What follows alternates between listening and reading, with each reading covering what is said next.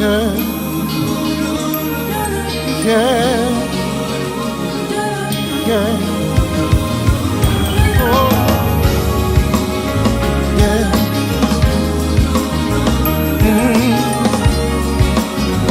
Yeah. Born and dead, saved by love, count my blessings from above. Though in darkness, have no fear. Light will shine on those holding near. They know that sorrow they will pass.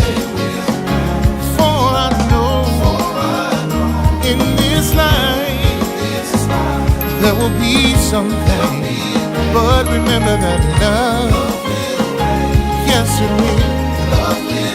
Love will reign. Yeah. Love will reign. Yeah. In my heart, I believe it. Love will reign. Oh, yeah. Yeah. Have a vision, it's clear and plain. People living life, smiling again. Oh, see the children, they know no pain. Far from pressure, stress and strain. Oh, sorrow, they will pass. For I know in this life there's gonna be some pain. But remember that love, yes it will. I know. Yeah. Love will reign. Gotta believe it. In my heart, I truly believe. Sun will shine again, and love, I can hardly wait. We'll all be together. There'll be peace, peace, sweet peace, happiness and joy forever.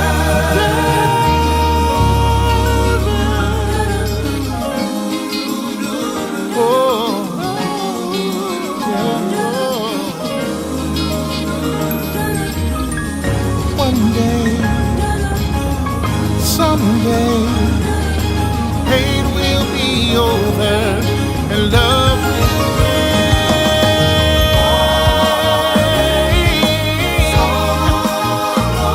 They won't last, for I know in this life there's gonna be some pain. In the end, love will reign. Yeah. Love will reign. Said it in His word. We've been made, endure the night. Love will conquer all. Love will win the fight. So don't be discouraged. Don't be dismayed. The darkest hour just before the light. Hate will be crushed, fear will be gone, love will remain and go on and on. Though the road seems rough, my friend, we know how the journey ends. Oh, yeah. La, da, da, da. La, da, da. La, da, da. Oh, oh.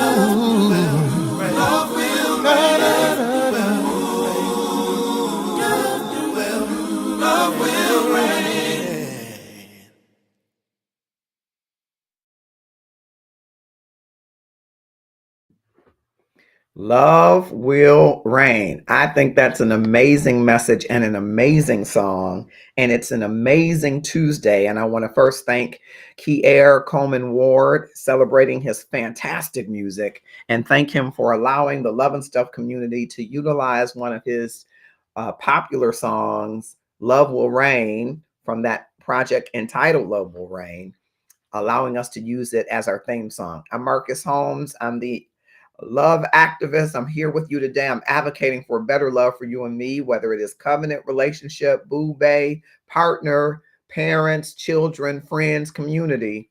I hope that you are on the route in this year to thrive in 2025 through your relationships. And so I hope that you will click share, whether you're watching us here from the Love and Stuff community page and all of the love groups that we've tagged, the Marcus R. Holmes page here on Facebook, whether you're with us on Twitch TV, YouTube events, or on Instagram tonight. I hope that you will click share, tag someone to join us, your favorite subscriber or follower or friend to join in what I know will be an important discussion. And we hope that you will help the discussion to move forward.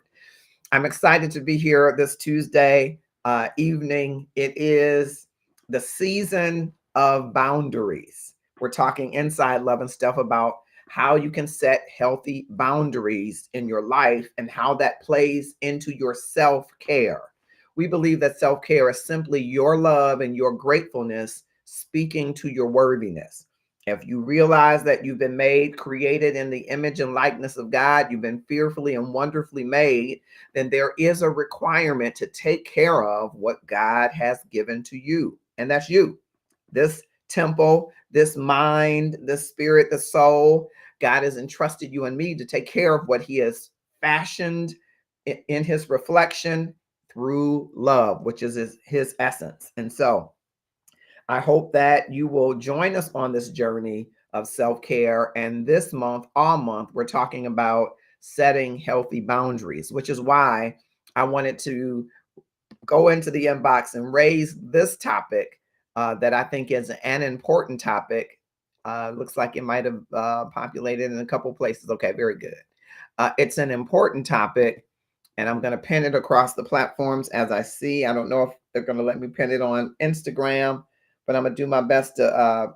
I'm going to do my best to pin it across platforms, and hopefully you can see it shortly in the message. If I don't see it populate among the messages very shortly, then I'll know I need to pin it some other places. But it did pin on the community and on. Okay. It pinned on YouTube events. All right. I'm going to give it a second to see if it'll pin. And thank you for joining us. If you'll drop in the comments where you are, who you are. I'm not seeing the movement across the platforms yet. It's sometimes slow populating here in the restream from which we are going live. But I want to make sure that you know that I appreciate you being here. If you're passing through, why don't you click share and tag someone to join us in the discussion? I am going to have to make sure that I can pin this topic. Let's see if it'll let me pin it. Oh, see, it's giving me a tough time here. Well, we're going to do our best to pin it again one more time. See if it will work for us across all platforms. Thank you so much for joining us, and I hope you will click share. We're not live on TikTok tonight. We're still having some challenges over there, but we will be back to TikTok, we hope, pretty soon as it relates to, okay, it doesn't let me paste it on Instagram. So Instagram, I'm hoping that you will see the topic post or at least hear us read it. And on Facebook, I'm going to post the topic here so that we will have it pinned right here. Okay. Okay, it's doing it. All right. Make sure we can get it going. All right, we're pinned. And we're going to pin it in one more place. All right, I appreciate your patience. I know sometimes you're like, get that going, get it going. I'm doing my best, doing what I can. All right, and then I am going to, oh, it's pinned there. Okay, I'm seeing it in a couple places. All right, just in case. All right. All right, we're going to do our best. There we go. All right, not pinned on Instagram. All right. So we're going to go right into the topic. It looks like it's pinned everywhere but where I want it to be, just about everywhere. And I invite you to join us in this topic as we talk about grief. It's an interesting discussion and an interesting time for this discussion, as I've had colleagues and friends who are going through grief spaces right now. And this is the eve of my mother's birthday, which is a grief space for me. And I've made space in my life and journey to be able to accommodate that. As a matter of fact, I tried to take off all of the days of the people in my life, especially my family, on their birthday, because I would rather have my space to be able to celebrate and commemorate and honor in my own way without interruption, or as much interruption as I plan. And I want to go to this topic, especially because there are people who are in relationships and one person is going through a grief space and the other person doesn't understand that grief space. So I hope that this will enlighten those that are walking this journey, enliven your discussions, and then embolden you to become a partner as your significant other, your spouse, your parent, your child, whomever it is that you're in relationship with, as they walk through the grief space, that you will be able to walk with them. So here is the topic. He says, "Hey, love and stuff, fam. It's been a minute since I've written in, but I had to get this off my chest tonight. I'm 47 years, got my degree, got a good job, been in a long-term relationship for a while now. Life's been lifing, but the realest thing I still deal with every day is the loss of my mother. She passed away 3.5 years ago. She was the first love of my life, my soft place, my safe space. And even now, almost 4 years later, I can find myself right back at ground zero in an instant. A scent, a song, a Sunday dinner I know she would have cooked better. Boom, I'm there. The hard part, my girl doesn't get it. She and my mom didn't vibe, if I'm being honest. She didn't have a strong connection with her own mom either. So she doesn't understand why I still grieve so deeply. She doesn't see how I can have a full day ahead, then suddenly need space, quiet, or time to sit with it. And every time I try to explain, it turns into a battle. I'm exhausted from trying to make her understand something that feels sacred and deeply personal. I love her, but I also need to honor my grief without feeling like I have to apologize for it. So I'm asking the community, how do I set boundaries around my grief without wrecking my relationship? I need help putting words to this without always being in a fight. I'm open to tips. And if anybody's been here before, man, I'd appreciate hearing from you. Still grieving. Okay. So I do want to hear from you. Those of you that have experienced grief and are walking through grief. Now, I want to say, I am not a psychologist. I am not a clinical psychiatrist. If you feel that you are in deep grief, if you aren't sure whether or not you're in depression, you're not sure, you should seek professional counseling. I am a strong advocate of prayer. I'm a man of faith, and I want you to use your faith, but I also want you to use the tools that are available to you, the resources that are available to you. And if you don't know which resources are, please let me know. Drop a comment in one of these inboxes so that we can connect you with resources. We have a ton of folks in and around our Love and Stuff community who are licensed therapists, who are licensed psychologists, who are clinical psychologists, and some who are psychiatrists. So we got you covered, but we want you to take advantage of that, and that would have to be, on your voluntary basis. So feel free to inbox me at any inbox you can get to on any platform. Okay. But if you're walking through the grief space and you understand that this grief space can have ebbs and flows, you can be perfectly fine for an entire, seems like year, seems like months, seems like quarters. And then a birthday could come around, a cousin who you haven't seen since the funeral, a former teacher who asks about your loved one and doesn't know your loved one is passed. Those things can trigger some emotional response in you that could bring you to ground zero, that could bring you to a place that you don't want to be at in that moment, that could have you sad. I remember there was a time uh, shortly after my dad had passed, I saw a man and his two sons, and he was doing the dozens with them something bad. And it reminded me of my dad's quick wit. People say, Marcus Holmes, you got a quick wit. Not as quick as Herbert Holmes. That's where I got it from, if you can inherit that. And it brought me to tears. And one of the sons happened to see me. It's like, man, you all right? I'm like, I'm going to be all right. Because the smallest events, small to some, can trigger you into that grief space. And so I only imagine what those of you that are in relationship might be experiencing, like this man who is in a long-term relationship. They're not married, but I don't discount that. They're in a long-term relationship, and he doesn't feel like there is a boundary around his grief, that it is infringed upon whenever he's in that space.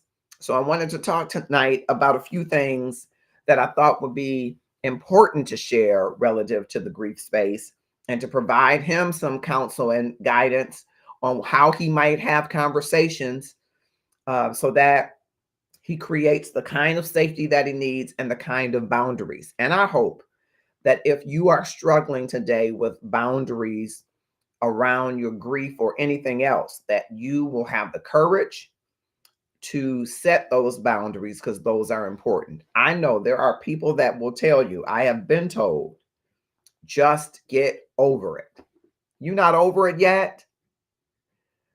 I don't know if those people meant to be insensitive. I think they just thought, because of their experience, that you should be over it. You shouldn't grieve that long. I even had a pastor once tell me, I hate to say pastor, but he was, bless his memory, he's gone on to say, no, it's not, you're still holding on to that. That's not godly.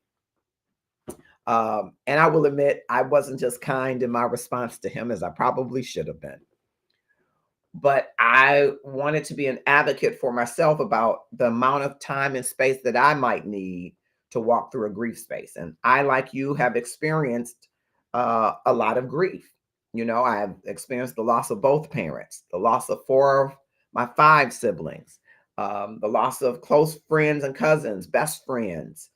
I've seen it, and some of it in short succession. It was very close together, very proximal. So a lot of loss, a lot of unexpected loss, some loss from long-term care and terminal conditions, but a lot of unexpected loss of people that I thought would live a long time and were young, right? And that doesn't necessarily exacerbate it, but it gives you kind of a perspective that people who have experienced a lot of loss back to back, or experienced loss and coming out of a pandemic and experiencing loss, everybody's journey through grief is going to look differently, right? It's going to be different. And so I wanted to tell you, just be careful telling somebody about their grief space, how long that space should be for them. It might not be the same for you as it is for them. And listen, 2 people can experience the same loss and walk the journey differently. And one shouldn't position him or herself in a place where they judge the walk of the other, right? Because there are so many different variables and factors, so much nuance in the journey through grief, that you have to be careful labeling somebody's journey as being what you would think it should be, right? So here we find from this gentleman in the inbox who is 47 and he's been in a relationship with this woman, not married, long-term relationship, say how you want. And she believes that he should just get over it. And she feels locked out or shut out when he goes into these spaces around his mother's loss, which has been almost 4 years ago. And she feels that he should have gotten over it. Well, he has also got some feelings about that, because she and his mom didn't have a great relationship, nor did she have a great relationship with her mom. So he already feels some kind of way about maybe how he perceives her lack of honor or respect for him having the holding space for grief. I'm hoping that the things that we share tonight will have you thinking about being kind and gracious to those around you who are in grief spaces. Now, most times when you hear me say grief spaces, oh, Audrey, don't make me cry. I'm thinking, Pastor, I'm sorry, I should have said Pastor, Pastor Turner. I didn't mean any disrespect. I just read your name. I don't mean any disrespect. I honor you and appreciate you. Um, uh, you're right. My brother was an amazing guy and a wonderful friend. And I remember walking through that part of the journey, Pastor Turner, where he was always my big brother. My brother Herbert is my bigger brother, but my brother Stephen was always a big brother. And he was tough on me about everything. I mean, everything. He was tough on me about music, about singing, about school, about friends, about everything. But he was a big defender of mine, gave me my first car, even after I had taken his car, a whole bunch of stuff. All things little brothers do to their big brothers and try to get away with. And when I got a little older, we actually went to dinner, just me and him. And he said, "Oh, I'm gonna pay for dinner." I said, "No, I'm gonna pay for dinner. I'm working, I got a job." He said, "You show you got money in the bank?" We laughed. He said, "I want you to know I'm proud of you, and I think you're old enough to kind of be my friend." I couldn't believe I had graduated to kind of be a friend to him where we could go be in the same place. Because if I went somewhere, he was like, "Here's my little brother tagging along." He did not want me to tag along with him. But I got to an age where he saw me as an adult man and was like, "I think we could be friends." I said, "I think we could too." And to have that taken. And I don't mean that God was unkind, because Stephen belonged to God. I'm clear of it. I'm scarcely going to make it in, but I think he made it in. But I felt like in that moment, that Thanksgiving Day, he was taken. And I didn't have the chance to live out that friendship the way that I wanted to. Sure, I could go to him for advice.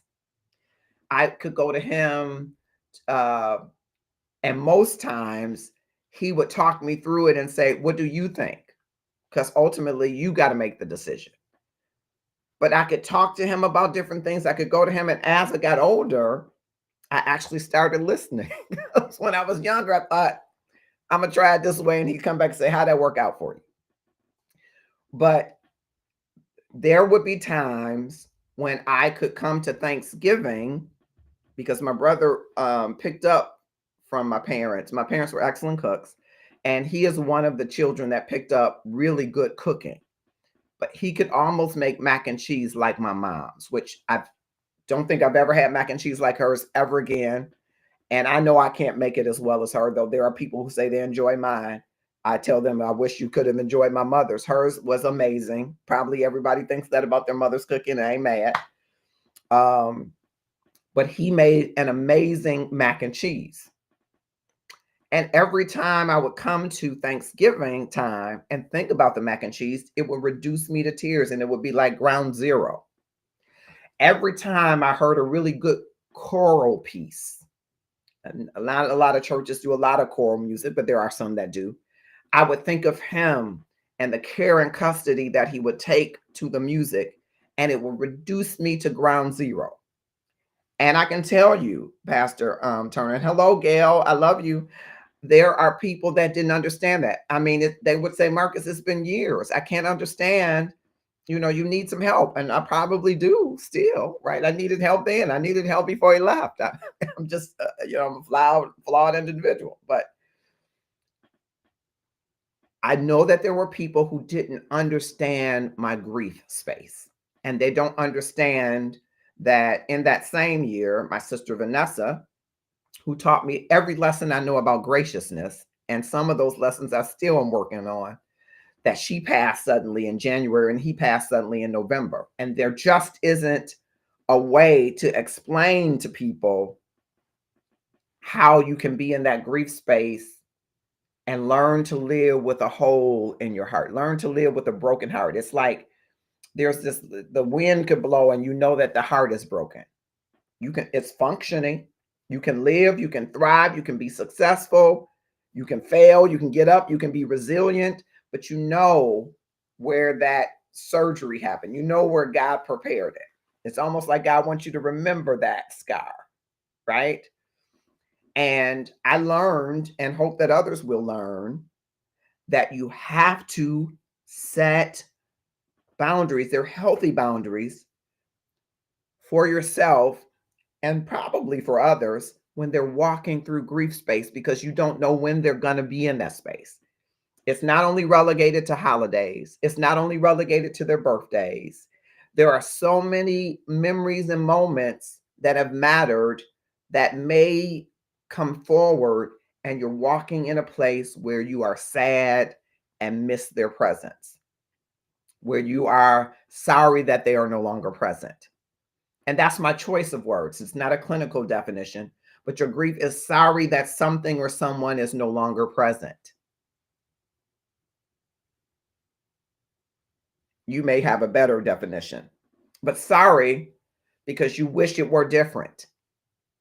And it's okay to wish it were different, but you also need to have and be in partnership, again, covenant or whatever other kind of relationship you're in, that your partner, your spouse, your siblings, your cousin, whomever understands and respects those boundaries and doesn't infringe upon them or think that they are being isolated. So I'm going back to the inbox because that's the discussion that that prompted today. I went into the inbox to find that.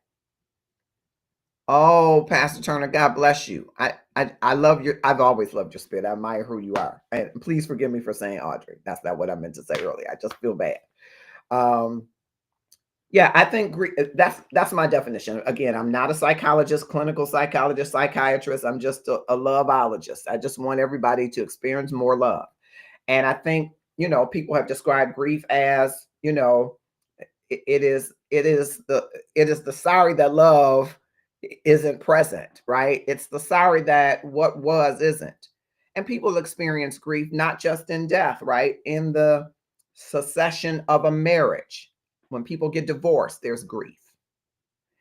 And if you're in relationship with someone who is in grief, you got to make space for that and not take it personally because they're in a grief space with someone else that they also loved.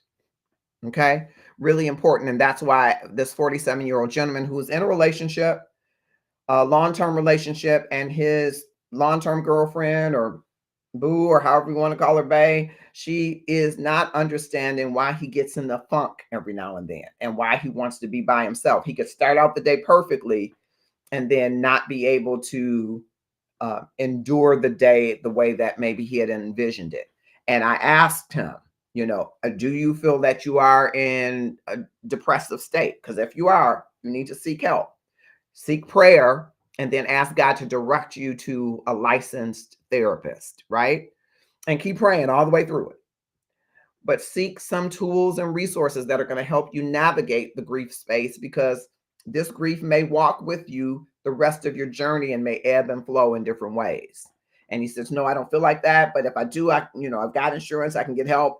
And so I wanted to make sure that, there are people in the Love and Stuff community. If ever you feel like you're not sure if you're in depression, it's better to go and talk to someone just to determine whether or not you are. All right. So I'm not trying to diagnose somebody that is or isn't. I'm saying if you aren't sure, you should talk to a therapist. Okay.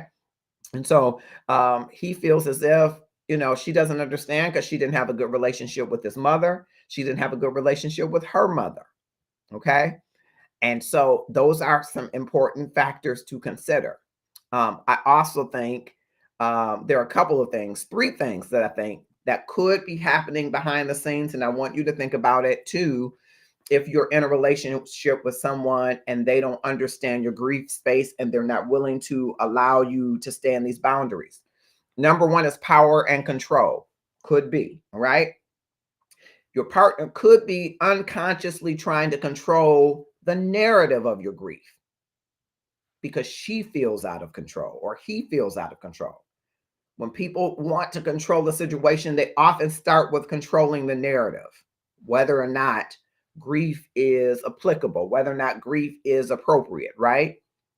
And if people haven't processed their own grief, okay, or they haven't processed their own lack of connection with a parent or a spouse or someone similar, seeing someone else feel it, sit in it, can be deeply troubling, can be deeply uncomfortable for them, even triggering. So, someone that didn't have a good relationship with their mother might be triggered by you honoring, walking in the grief of a mother that you had a great relationship with, idolized and or loved, right? So someone who's reacting in power and control and saying you shouldn't be doing that, their response might be more about them and their unresolved stuff and less about you. So you got to be mindful of that somebody that's not navigating your situation well, it might be about their unresolved stuff. Give them grace and give them space, right? And so sometimes instead of, going back and forth with them saying you're grieving too long, say, I hear what you're saying, and give them space because they may not have the tools to really understand. And it could be trigger, it could be power and control. Okay. It could be comparison wounds. So if she didn't have a good relationship with her mom or yours, there could be some silent resentment or comparison at play. Okay. So watching you hold your mother in such high regard might stir some feelings of inadequacy or emotional distance in her. It might feel like she feels she's competing for emotional space with someone that's no longer here, even if you never framed it that way. Okay.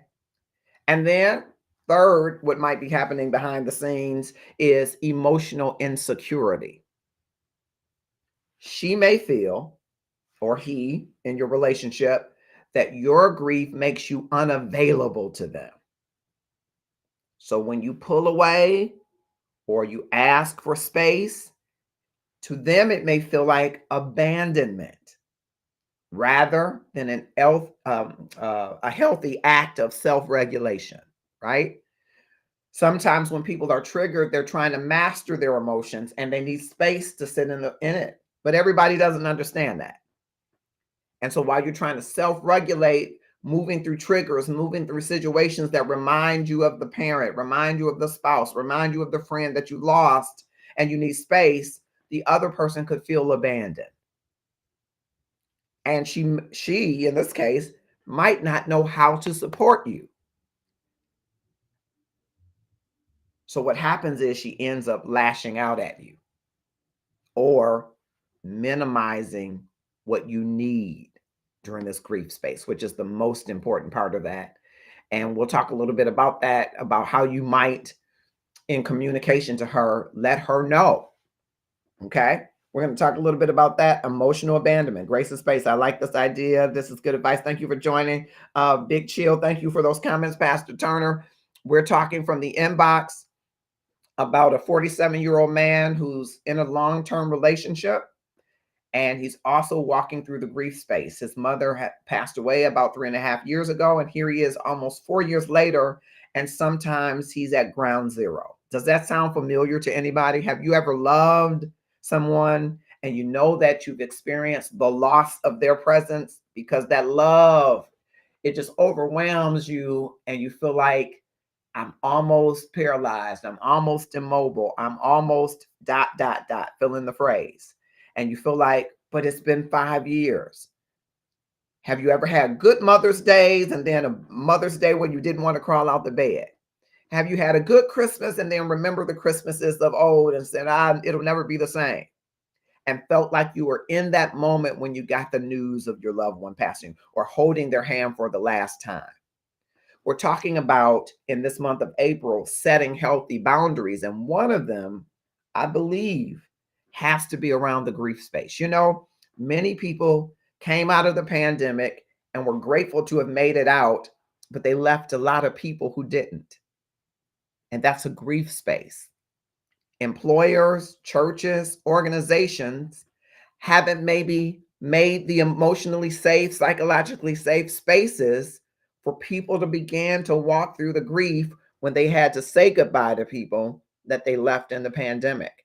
I don't even think we've really tapped the understanding of what the pandemic has done to the psyche and mental wellness and well-being of individuals, especially those that had to walk and are walking through grief space. So I want to tell you what my sister Vanessa would say: if no one else is kind, you should be kind to you. And when you learn to be kind to yourself, you'll find yourself being kind to everybody else. Be kind to yourself as you're walking through the grief space.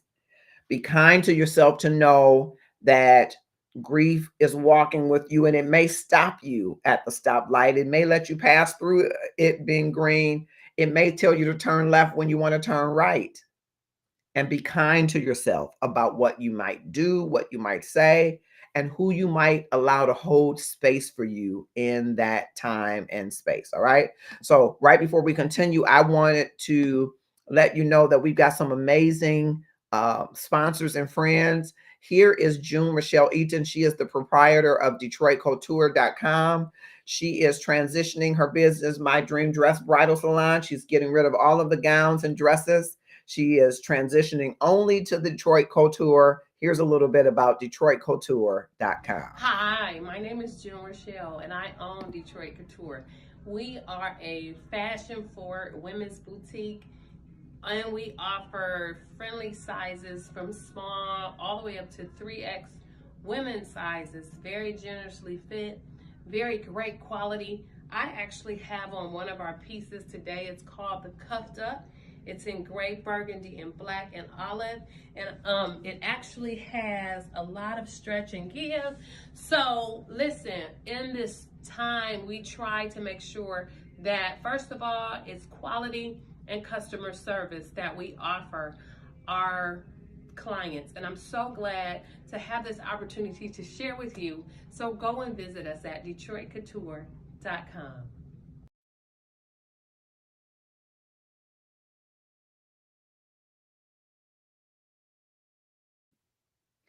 We love June Michelle Eaton, and she is a master proprietor. We appreciate all of her partnership, and we want you to know that she's having a blowout sale at her location in Farmington Hills. My Dream Dress Bridal Salon is closing, and she's putting her energy all in DetroitCouture.com. We appreciate all that she's done with Love and Stuff for the Love and Stuff community. And ladies, if you want one of a kind pieces, you got proms coming up, you got barrister ball, you got all of these events coming up, and you want that one of a kind piece, you want to stand out in that room among others, check out DetroitCouture.com. Thanks, June. We appreciate you so much. We're back to the topic, and I think a great way to go into it is what Pastor Turner is saying: love never dies. Oh, hello, Reverend Cheryl. We've been praying for you. Still, we love on you. The topic is about setting healthy boundaries around grief, and we hope to have you on soon as you feel led to share with us as we walk through this grief journey. We've talked before, and we love you, and she's a great part of our Love and Stuff community. All right. Going back to the topic, this 47-year-old is in a long-term relationship, and his mother passed away 3.5 years ago. His long-term partner is not understanding his need for space almost 4 years later. Times when he feels immobile, times when he wants to just sit in it, times when he wants to be alone. And he thinks in part it's because she didn't have a good relationship with her mother or his, which is a whole nother, I think, conversation. And so we talked about some things that might be going on behind the scenes.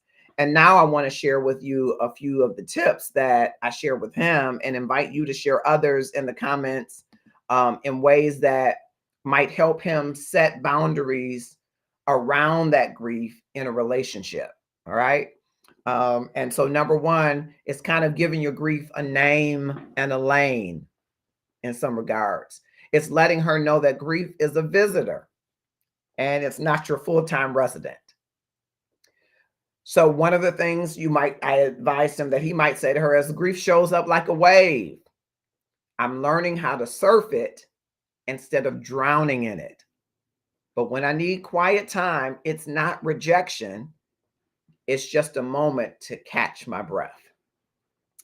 And this tip has kind of been drawn from the dual process theory of grief by Strobe and Schutt, which emphasizes that grievers oscillate between loss-oriented activities, where they're confronting the grief, and restoration-oriented activities, where they're daily functioning and planning for the future amid the grief. So what you want to help someone understand when you're setting these boundaries is that it's not designed that you're just supposed to get over it. You move between coping and living, and you find an interdependence and maybe sometimes a codependence between those. And this matters because when you name the grief, it helps you to regulate the emotional response. And according to Dr. Dan Siegel, you name it to tame it, which is a neuroscience-backed strategy that allows the brain's prefrontal cortex, to calm the emotional limbic system when feelings are acknowledged rather than suppressed.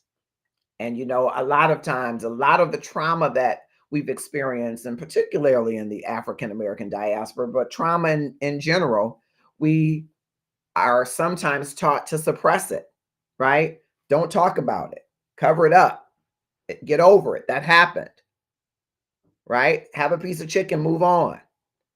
Instead of naming it to tame it when it shows up, whatever it is that it will be named.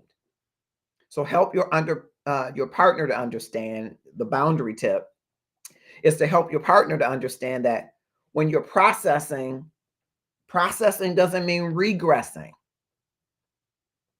You're actually engaging in healthy coping and living, which is grief integration. All right. So instead of that person thinking, oh, he's having a relapse. No, I'm actually processing. I'm at a different place in this grief today. I'm processing it and I'm learning to cope with it and live. So that's the healthy grief integration.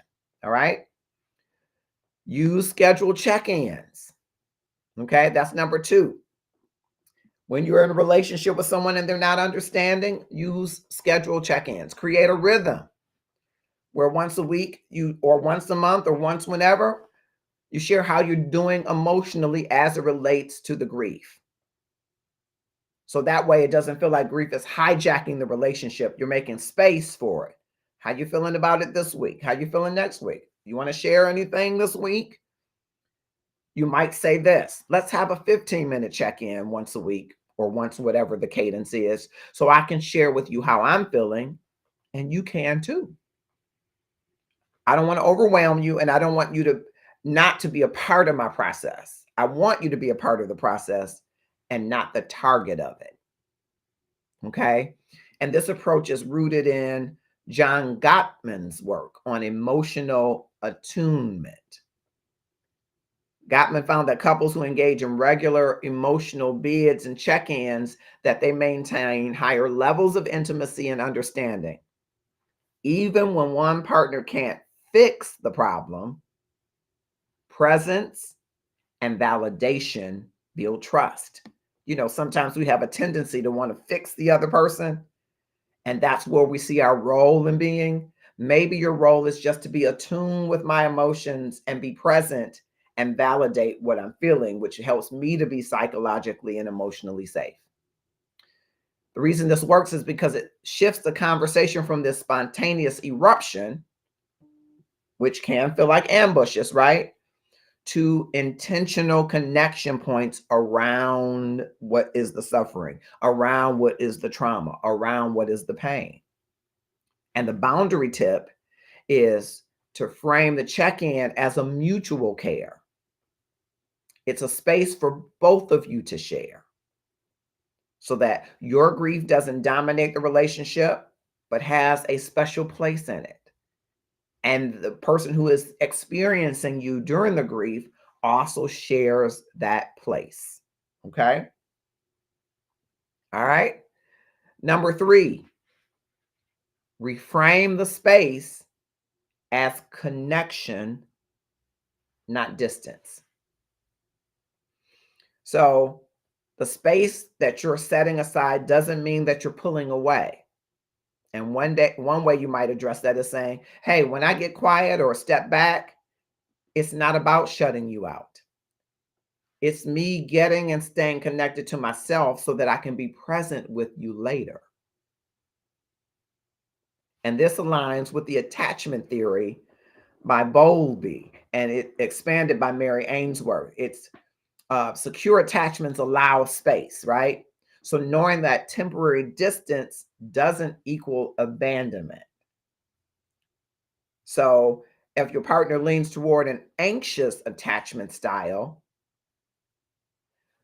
she or he, in this case, she might interpret your need to be alone as emotional disconnection. So knowing those styles, knowing how someone who has experienced abandonment might respond to solitude helps you to reframe the space as connection versus distance. To say, be present later. Here's the time we're going to get together later. Okay. And you have to, as the tip, educate and reassure.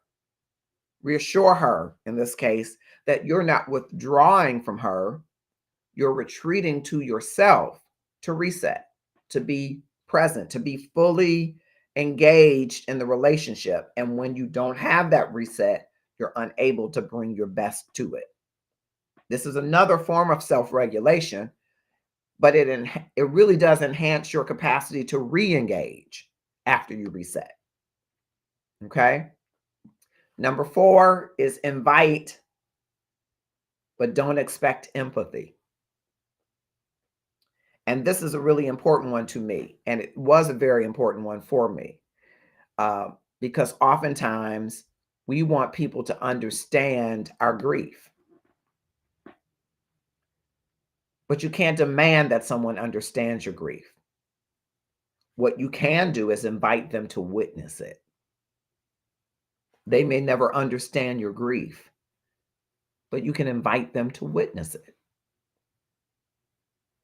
So they say, I don't understand. So you don't have to understand. You don't have to get it.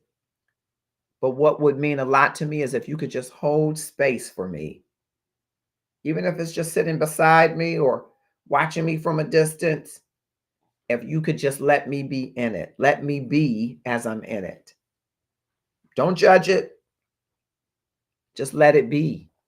And I invite you to witness it. I invite you to experience it as you watch me go through it. Without judgment, without condemnation, without editorial, I invite you, knowing that you may never understand it. And in some regards, I hope you never understand it. I hope you never understand what a different life it is to live without both your parents and most of your siblings and best friends, people that you thought you'd grow old with. You may never understand that. But I can invite you to witness it. And hopefully through it, you will see that I need to sit in it. You might not even see the value it brings to me, but you might see that time for reset, for peace, for tears, for whatever it is something that I need. Now, this approach is influenced by Dr. Brene Brown's research on vulnerability and empathy. She teaches that empathy is not about matching someone's experience. It's about being present without judgment. So expecting someone to understand your grief, if they haven't walked that road, tends to create friction. Because we always have a better way, right? When we haven't done it, right? Here's what you should do. Here's what you could do. And when the question is asked, well, what did you do? Well, I haven't been through it. That can create friction. Okay. And the reason this invite, don't expect empathy can work is because invitations are often less threatening than expectations, right? An invitation creates space for someone to show up without pressure, without judgment, right? So by shifting from, you should just understand, to, can you be with me? You kind of open a doorway, a pathway for them to connect rather than to be defensive. And isn't that what you would want for anybody walking through a space where they've lost, as he characterized, the first love of his life? And number 5, draw the line without the drama. As he said in the inbox, that he's exhausted from fighting about it. And if you think about the energy it takes to move and navigate through grief, it would be exhausting to have to fight somebody on it, wouldn't it? It would be exhausting to fight them on it.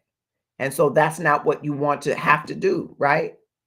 So as we go into this fifth and last part, I just want to remind you that there is a powerful tool of helping you to walk through grief. It doesn't supplant the grief, but it helps your perspective to be enlivened, and it's the practice of gratefulness. I'm grateful that MJ from Shahs of Sunset shared this video, and I want to share it with you now about the gratefulness journey every day.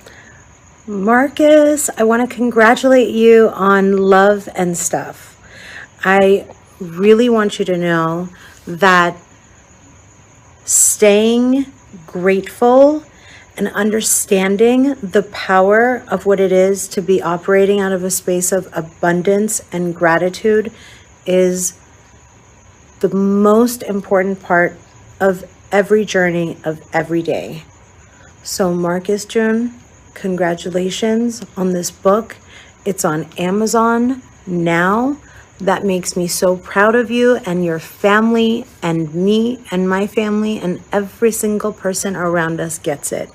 So good on you for bringing it into the hands and the laps and the Kindles of all the people. Okay, so we're going to check it out. Can't wait to learn more.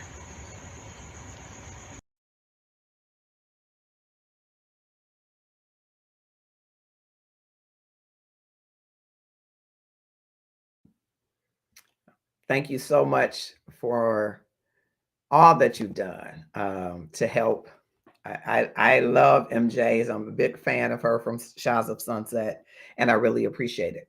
We're talking about the grief space and setting healthy boundaries. I see Roosevelt Hampton. I see Monique Griffin, who's inside Love and Stuff.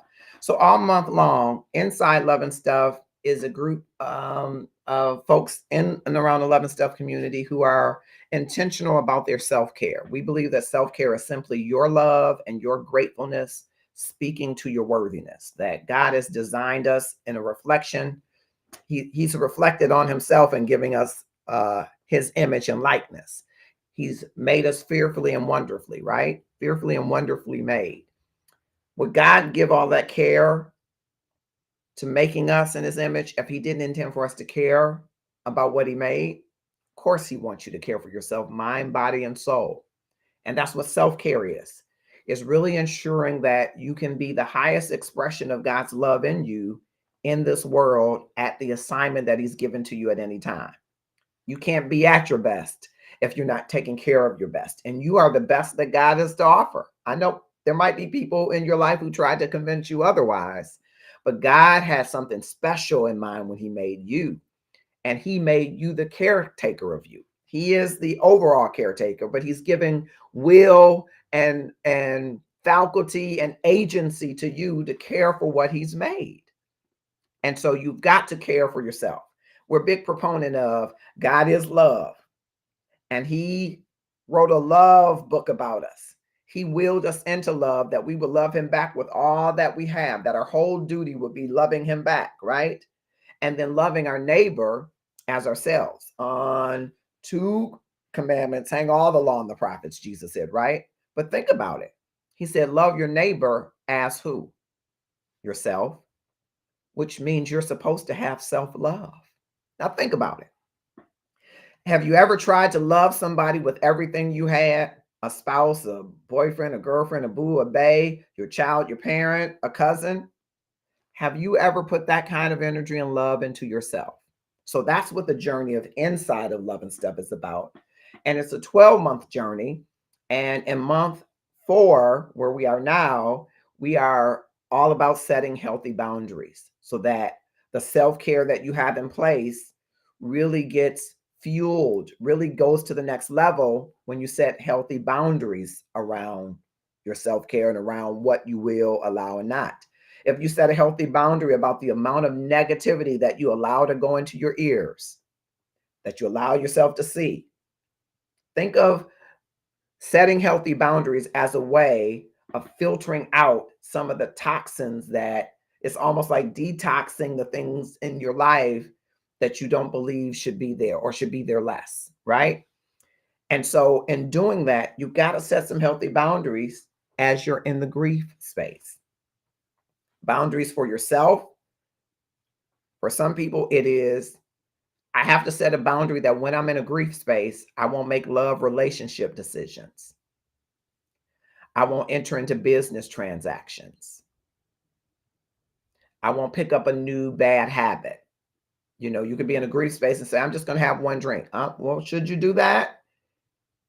Be careful what you do. Set a boundary for yourself that when I know I'm triggered and in grief, there are things that I will not do. I will not commit to a relationship because I could be just having feelings of abandonment. So you set healthy boundaries, you see. And I think these healthy boundaries are important. And that's why we're sharing from the inbox and pulled this one from the inbox.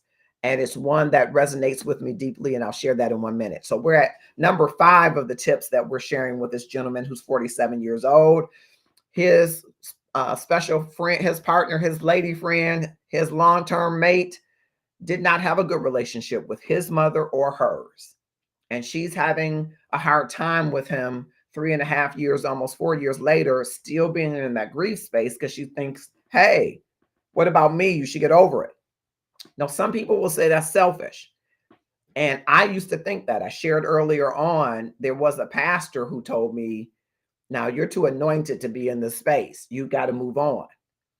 I don't know if I thought his move on was about me being able to be more present in what he wanted me to be in. I didn't see it as being selfish. I saw it as being ignorant. And I don't mean ignorant in a condescending way. I mean just not knowing better. Now, you would think some people would know better, but if you've never experienced the loss of a loved one, then you really don't know. And so you got to be careful your expectations, which was in number 4. Number 5 is draw the line without the drama. Thank you, Pastor Turner. She put that in the comments. Thank you so much. Thank you, Elder Ingram, my brother, so much. Thank you. Be clear about the non-negotiables without heat. Oh, this is something that's good because, you know, I can bring some heat. I like spice. I'm Sriracha because I'm Herbert Holmes' son. But sometimes you got to be clear about non-negotiable without the heat. Take the heat out of your voice. What does the Bible say? A soft answer turneth away wrath. That's what I got to work on, right? Because I got that Herbert Holmes quick wit, right? So you might say, I can't keep arguing about how I grieve. I'm asking you to respect this, that this part of me doesn't need fixing. It just needs honoring and time. I love you, and I need this to be a soft place, not a battleground. If you can find a way to summons those words in your own voice or way without the heat, you may be able to get the person to draw the line without the drama. This boundary framework is informed by Dr. Nedra Glover Tawwab. She's a licensed therapist and boundary expert who teaches that healthy boundaries are not ultimatums. They are clarity about what we will or will not tolerate without shame or blame. Okay? Because sometimes people are engaged in power dynamics, and your partner, spouse, boo, or bae, may be unknowingly engaging in emotional minimization, which is sometimes called empathetic bypassing, because the grief can make other people uncomfortable who aren't feeling it. It's uncomfortable to see somebody that you love hurting and you don't feel their hurt. You can't really feel it. You know that they are feeling it, but it's something foreign to you that can be uncomfortable. And it's not necessarily malicious when someone is doing it. They don't mean to minimize it. They don't have a point or frame of reference. But without boundaries, it can become manipulative. Okay? So the boundary tip here is deliver your limits calmly and clearly. Because you should never be seeking someone's permission for you to grieve. You're informing that other person of how to stay in your life respectfully while you do it. They don't get to inform it. They don't get to measure it. They don't get to time it. They don't get to cut it off, but they do get to be in your life with respect. So when you're thinking of that loved one, you're not broken because you still miss them. You're human. And the strength in it is being able to sit with grief while still showing up for life. That's not weakness. Grief doesn't follow a calendar. So setting boundaries around the calendar would be selfish. Setting boundaries around grief isn't. It's an act of emotional maturity. Doesn't mean that you're stuck in the past. It could mean that you're honoring the love that shaped you so that you can now be fully present in the love that you're engaged to be in. So those 5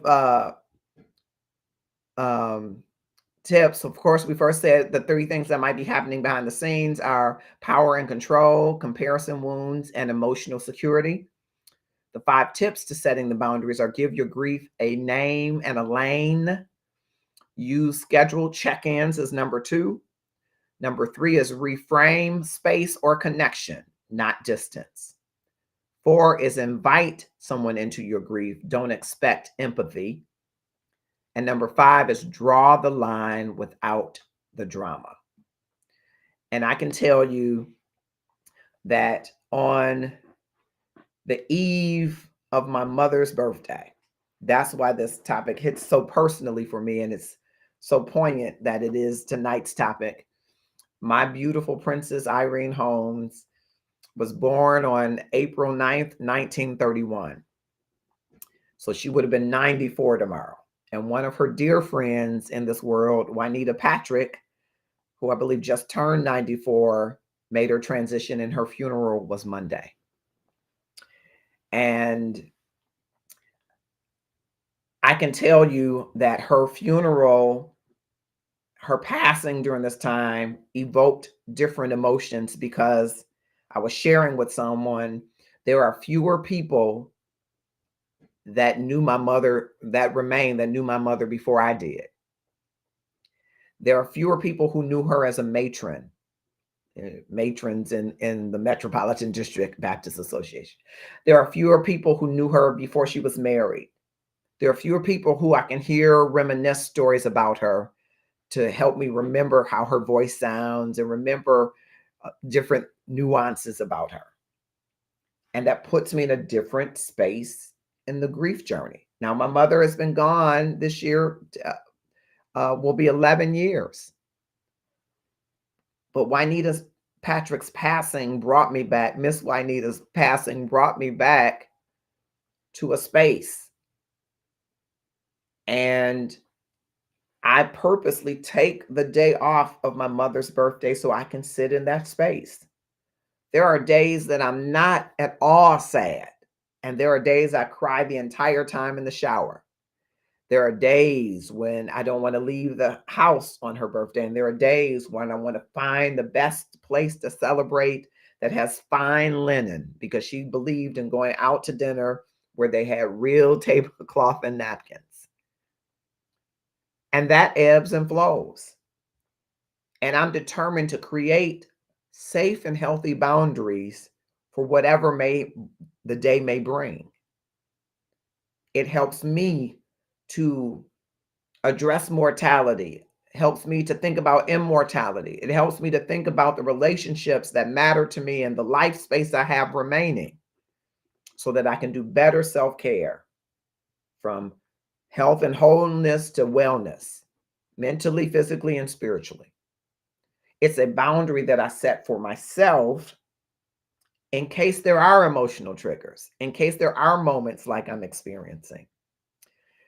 When I think of Miss Juanita, I didn't get to share this at her service, but I will briefly share with you. She worked at Hudson's. Let's go back to the days of Hudson's. People may remember that. And there were times Miss Juanita, my dad always bought the Easter suits or chose them. But there were times after Easter, I would get something extra, a tie, a suit, or something, because Miss Juanita knew when stuff was going to go on sale. And she believed in being sharp. And she would tell me, you like a little flair, so I want you to put this color hanky. And she might pull it up and say, nah. That was her way of saying, now you're ready. And as I got older and I began to get in the space where I was caring for Autumn, helping to rear Autumn, Miss Juanita would call and tell my mom, hey, tell him to come by. And I would go out to Hudson's or Marshall Fields, I think it was then, and she'd have a bag. She'd have bags with dresses for Autumn. And I said, well, Miss Juanita, this is a heavy bag. She'd just do this. You're welcome. She would pick out different dresses for Autumn and said, oh, when you're putting this dress, put these kind of shoes, put these socks with them, put these stockings with them, get this kind of barrette. She loved fashion and she loved to invest her time in that. And I remember years later, as my mother was experiencing health challenges, Miss Juanita would come and visit her. And when my mother made her transition, Miss Juanita came over and I got to the door and opened the door and her eyes were glassy. And she walked clear past me. She didn't even say, I'm so sorry, I loved your mom. She didn't say a word. She didn't hug me. She walked right past me. And when I turned around, she was climbing up on a chair in the dining room. And she was beginning to wipe the chandeliers. And she turned to me and said, your mama said you never really cleaned these right. And we both started laughing and then crying. It was her way of saying, I'm going to be here for you. And I loved your mom. She was always there when needed. Now, see, those memories came back to me just the other day as I'm coming into the season of my mother's birthday. And two great godly women, jazzy women, well-dressed women, love hats and gloves, they were from that era, are no longer present. But what they have left, indelible marks that they have left, lay heavy on me at moments, sometimes more than others. And I know that I couldn't feel this grief that deeply if I hadn't felt the love that deeply. And sometimes to summons the love, I've got to wade through and navigate through the grief. And that is a space that's reserved as sacred that I can invite others into to witness it, or I can have as a healthy boundary for myself. And I challenge you to think about it the same way. Sometimes in order to get to the love that powered your life and filled your life, the love of those that are no longer in this earth school, you're going to have to walk and wade through some heavy grief. And it's okay, my friend, for you to be kind to yourself walking through it, to hold the hand of the almighty love, the quintessential love that is God, to help you get through it, and to reserve space for yourself, to reserve healthy boundaries for yourself that others will have to respect, honor, and abide by. You don't need permission to grieve. As long as you're living, you fit the requirement of those that may have to. And it will be your choice as to how you set boundaries that you might have peace and honor and love for those that you have loved who have gone on outside of this earth school. I hope that some of the content that we've shared tonight is of some help to you if you're walking through a grief space, and that you will be kind to yourself. And again, it bears repeating, if you're walking through a grief space, be kind to yourself when it comes to entering into contracts, entering into relationships, starting new habits.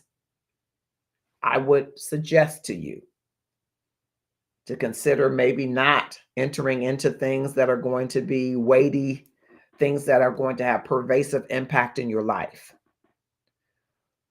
Wait until you're outside of that grief space. Wait until you feel like you have all of the faculty that you need to bring to a relationship, to bring to a business transaction, to bring to ... But while you're navigating through it, know that you will be all right. And if you feel like you can't be all right by yourself, know that it is all right to pray and to get resources such as therapy or counseling to help you walk safely through your grief space. Please also know it is not from date one to date certain. There is no set time. There is no set lever. And triggers evolve. Sometimes memories will trigger you. Sometimes a scent will trigger you. Sometimes food will trigger you. And all of those can change up as you age, as you experience different things in life. Just know that you should be kind to yourself as you are triggered. You should be kind to others as you move through the grief space. And honor the fact that you have the right, you have the permission to set for yourself a healthy boundary. I'm so pleased. And thank you, Mariko Benson. Wow. Thank you, Noah Williams, cousin. Thank you so much. Thank you for those of you that are watching on Instagram, on YouTube events, on Twitch TV, and on Facebook. I appreciate all of you have come in. Some of these comments are excellent. Thank you, Dr. Turner, Pastor Turner. Wonderful news to hear how to grieve safely. Yes, I think that at least my experience has been that sometimes people, it's a strong word, people vilify grief because sometimes it's ignorance. People don't know. But sometimes people think that depending upon your station in life, that your grief should be based on, if you're a bishop, you should grieve a certain way for a certain length of time. And if you're a lay person, you should grieve a certain way for a length of time. If you're a Christian or you're saved, if you're unsaved, you should grieve a certain time or certain way. Well, I don't say that your hope is gone because you're grieving. You're grieving because what you valued is gone, not your hope. Who or what you valued is gone. And we all will have a nuanced experience with that depending upon the relationship. And as soon as mental health and wellness and grieving and bereavement are not taboo and defined and relegated to a certain period and a certain time frame, the more we will have people living in more vulnerability and more trust. And when you can live and thrive in vulnerability and trust, you are creating safe spaces all throughout your life. When you can be who you are in grief and in any other area of your life, you can live more of who you are, more authentically. But if you're a Christian and you're taught, okay, grief is done when the chicken is done, when those flowers fade, then you're going to suppress what you're feeling. And you can't face what you won't admit, what you won't confront. You can't confront it if you won't face it, right? So what happens is we start to live out some other existence with this grief bottled inside us until it eats us or festers within us or causes us, if we allow it, to make these poor decisions in our life because we're not in the right headspace when we're making them. I would that everyone would grieve, as Pastor Turner said, safely, so that you can live more authentically. And when you live more authentically, you create a community where other people can do the same. And that's the world that I hope our love creates. I don't think Jesus just came through the change. He came through to help people embrace the change for them, to live to be the very best that they could be, to live an abundant life. And I believe an abundant life is where your love is front and center. And it can be seen that though you're imperfect and though you've had suffering and though you've had trauma, that you can come authentically forward and be triumphant. You can be victorious. And the more that we can live that message, the more those in our communities can embrace it, be safe in it, be vulnerable, and trust us that they might live the same way. All right, it's 9:45. I'm 15 minutes past my time, but I thought it was an important topic, and because it resonates with me so personally, I'm going to close it by saying happy birthday, Princess Irene Holmes. Happy heavenly birthday. I know some people say you can't have heavenly birthdays. Fooey on you. I'm saying what I'm saying. Happy heavenly birthday, Princess Irene Holmes. Thank you for everything that you ever did for me, ever taught me.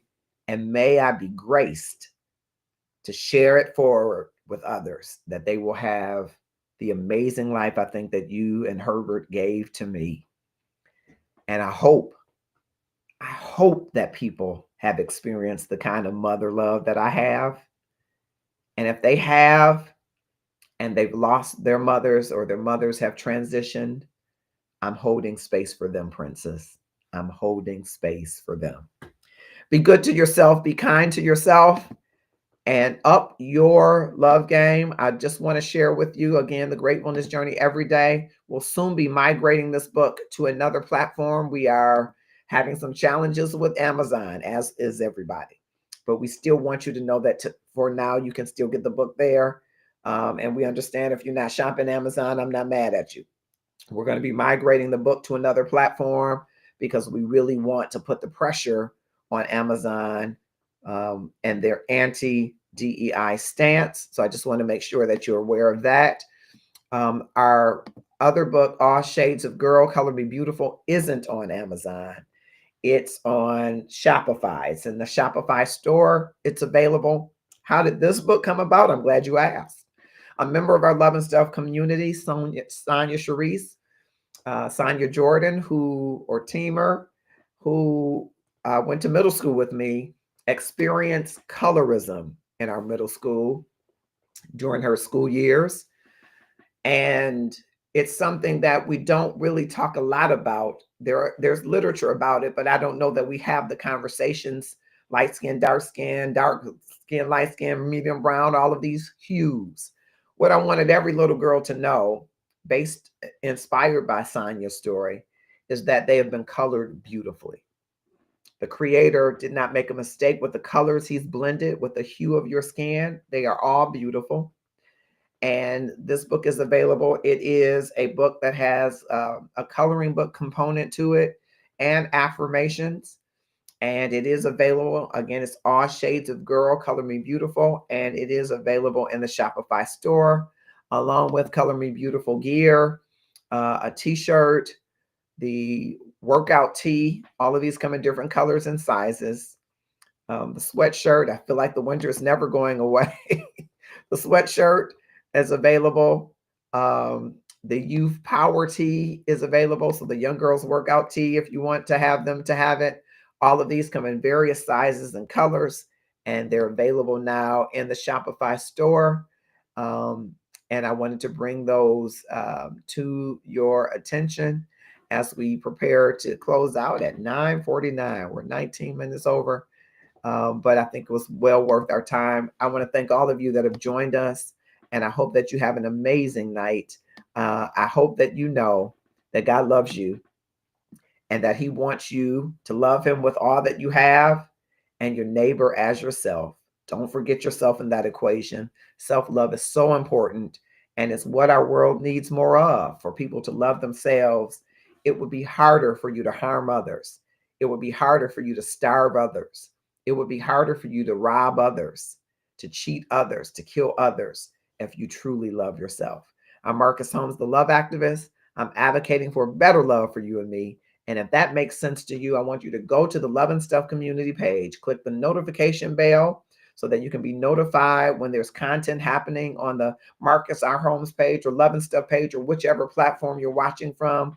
We would love to have you as a part of the Love and Stuff community. Have a grateful night.